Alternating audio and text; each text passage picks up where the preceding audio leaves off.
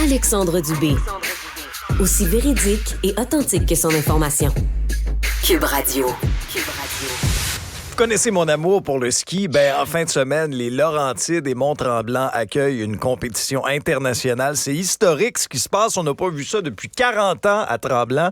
Et on a le privilège de recevoir le directeur de la Coupe du monde de ski alpin de Tremblant, Nicolas Coguère. Bonjour. Bonjour Alexandre, comment ça va?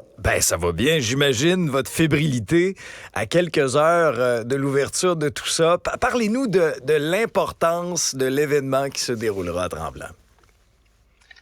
C'est une opportunité en or pour la station et pour la région d'être vue par le monde entier. On parle de 40 millions de téléspectateurs qui vont regarder cet événement-là. Entre autres, il y a juste 11 arrêts sur la Coupe du monde en slalom géant des dames cette année. Fait qu'on fait partie d'un groupe assez élite de stations de ski qui ont le privilège d'accueillir ces coureuses-là. Est-ce que ça a été difficile de convaincre la Fédération internationale de ski? Oui et non. Dans le fond, on les a invités à visiter la station il y a à peu près 1 an et demi. C'était en été.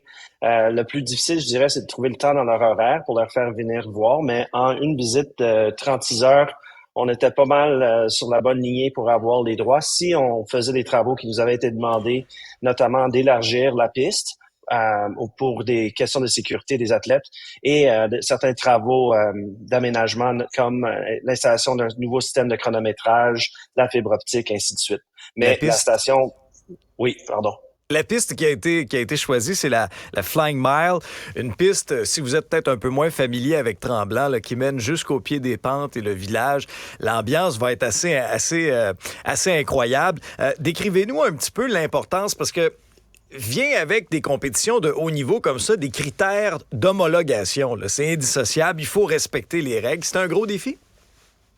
Pas tant que ça, dans le fond, parce qu'on parle de largeur de la piste et de longueur de la piste. Et ça, pour une compétition de géant, on l'avait sur plusieurs pistes qu'on aurait pu choisir. Et on a retenu la Flying Mile, justement, de par sa beauté et sa ligne d'arrivée au pied du village. Ça, c'est quand même exceptionnel sur le Tour de la Coupe du monde, d'avoir l'arrivée au pied des pentes et l'hôtel des athlètes, toutes les infrastructures nécessaires pour la tenue de la course, tout se fait à la marche. Ça, c'est très rare. Là. Je n'en connais pas d'autres stations qui ont ça dans une Coupe du monde. Vous attendez à peu près 15 000 personnes. Il y aura toute une frénésie, mais pour des athlètes de chez nous aussi, je présume que ce sera assez incroyable. J'ai une pensée pour Valérie Grenier, entre autres, qui a appris à skier sur cette montagne-là et qui va pouvoir performer devant les siens. Elle fera partie des noms à surveiller?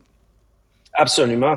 L'équipe technique canadienne actuellement a une montée en flèche. Ils sont très, très bien positionnés pour faire des résultats intéressants cette fin de semaine. J'ai eu la chance de croiser les entraîneurs et l'équipe hier.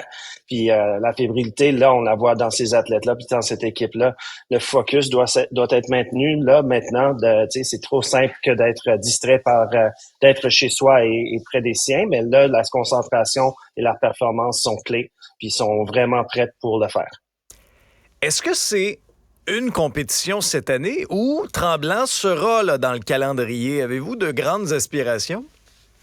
Absolument. Pour l'instant, on a un contrat renouvelable sur 3 années, puis on a toute confiance que ça va aller plus loin. La station puis la maison mère de celle-ci ont fait des investissements importants. Fait que nous, on compte sur notre succès pour nous mener sur la durée. Là. Mais minimum 3 ans, on se croise les doigts pour plus que ça.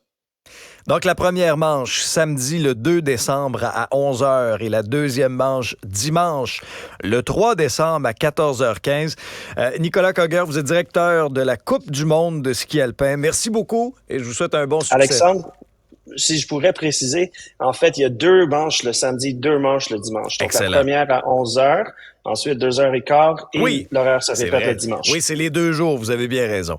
Très bien, Merci, bon succès. Merci beaucoup. Bonne journée.